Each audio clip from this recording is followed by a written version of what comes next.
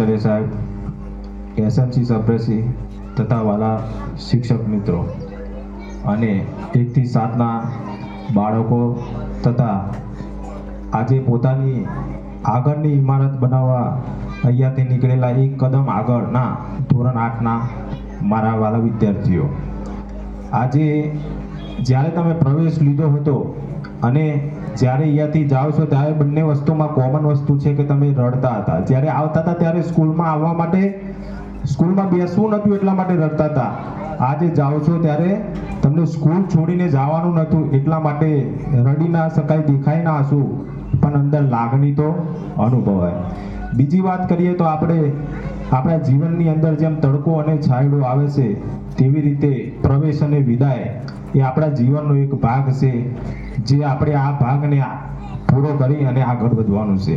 બીજી વાત કરીએ તો આપણે આપણા જીવન તરફ જે લક્ષ્ય સાધ્યું છે એની એક નેપોલિયન બોનાપાર્ટની એક વાત યાદ આવે છે કે nothing is impossible in the world, કે જેનું આપણે ભાષાંતર કરીએ તો આ દુનિયાની અંદર કશું વસ્તુ અશક્ય નથી.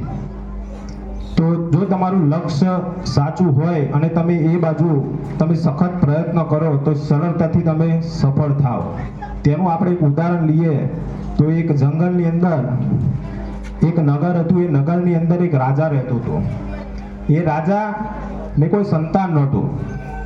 તો એ રાજાએ નક્કી કર્યું કે જો હું મોટો થતો જઈશ તો મારા પાછળ તો કોઈક તો રાજા જોઈશે કે નહીં.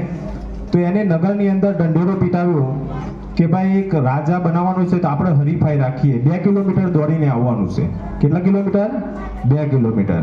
તો ગામમાંથી ઘણા બધા યુવાનો ભેગા થયા કે 2 કિલોમીટર તો ગમે તે વ્યક્તિ દોડી જાય, તો ચલો આપણે બધાએ ભાગ લઈએ એની અંદર.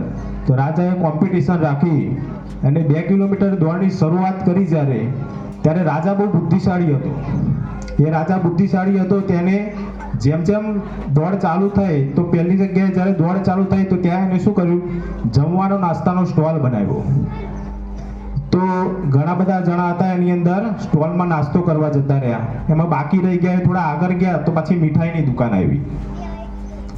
તો થોડા ઘણા મીઠાઈની દુકાનમાં ગયા. થોડા આગળ ગયા તો એક સારો એવો શોપિંગ મોલ મૂકી દીધો જેની અંદર કપડાં હતા. તો થોડા ઘણા કપડામાં વયા ગયા. થોડા આગળ ગયા તો થોડા વાઇનની શોપ હતી એટલે થોડા વ્યસન તરફ વયા ગયા. અને છેલ્લે ડીજે મૂકેલું હતું તો બાકી રહ્યા બધા ડીજેમાં વયા ગયા. અને છેલ્લે એક વ્યક્તિ રહ્યો જે છેક છેલ્લે 2 કિલોમીટરની દોડ પૂરી કરી અને છેલ્લે રાજ્યાભિષેક થયો. તો રાજાએ એને સવાલ પૂછ્યો કે ભાઈ શા માટે આવું, તું એક કઈ દુકાને ગયો નહીં અને શા માટે આવ્યો? તો એને એક જ વાક્ય કીધું જે તમારી જીવનની અંદર શીખવાની વસ્તુ છે, કે એને એમ કીધું કે મારું લક્ષ્ય એક જ હતું કે મારે રાજા બનવું છે, ગમે તે થાય મારે રાજા બનવું છે. તો રાજા બનીને પણ જો હું બધા લાભ લઈ શકીશ, રાજા બની જાય પછી એવું ખાવાનું કરી શકે, ડીજે કરી શકે, કપડાં ખરીદી શકે.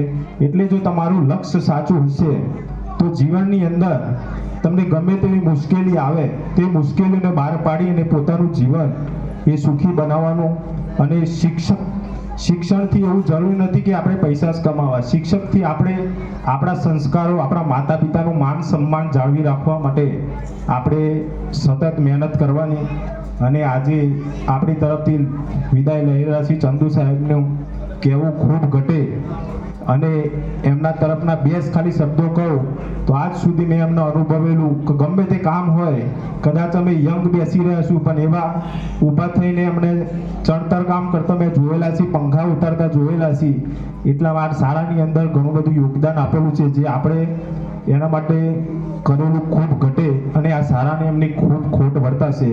તો આપણે ચંદુ સાહેબનું આગળનું જીવન સુખદાયી અને ખૂબ ખુશહાલ રહે એ માટે આપણે પ્રભુને પ્રાર્થના કરીએ. જય હિન્દ, જય અસ્તુ.